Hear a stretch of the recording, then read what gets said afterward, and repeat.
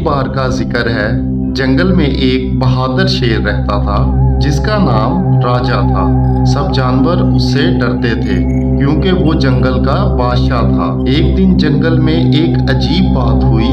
रात के वक्त जानवरों को किसी पुरअसरार मखलूक की आवाजें सुनाई देने लगी। ये आवाजें इतनी खौफनाक थी कि हर कोई डर गया। इस रात बंदर पांजू भी दरख्त पर सोते हुए जाग गया।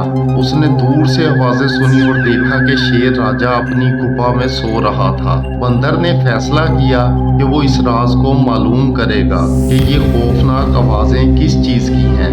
पांजू आहिस्ता आहिस्ता दरख्तों से उतरकर गुफा के करीब पहुंचा।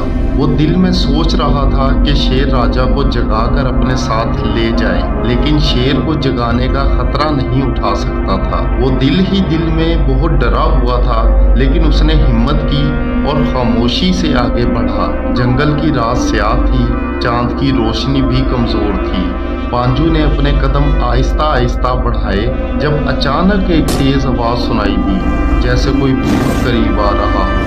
पांजू के दिल की धड़कन तेज हो गई, लेकिन उसने हार नहीं मानी। वो झाड़ियों के पीछे छुप गया और इंतजार करने लगा। अचानक एक पुरस्कार साया हरकत करता नजर आया। पांजू ने गौर से देखा और चीखने ही वाला था कि उसे सच्चाई का अंदाजा हो गया। वो कोई भूत या मखलूक नहीं, बल्कि शेर राजा था जो नींद में चल रहा था।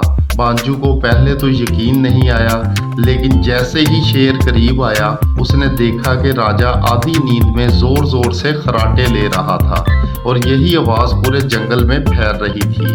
पांजू को बहुत हंसी आई, लेकिन उसने समझदारी से काम लेते हुए खामोशी से वापस दरख्त पर चढ़कर बैठ गया। अगली सुबह पांजू ने जंगल के सब जानवरों को ये राज बताया और सबको हंस हंस कर यकीन नहीं आ रहा था। उस दिन के बाद सबने सीखा कि बाज़ औक़ात हमें जो खौफ लगता है वो हकीकत में इतना डरावना नहीं होता जितना हम सोचते हैं। और इस कहानी से हमें सबक मिलता है, खौफ को हमेशा हिम्मत से शिकस्त दो, क्योंकि हमें कभी कभी हमारे खौफ हमारी सोच की पैदावार होते हैं।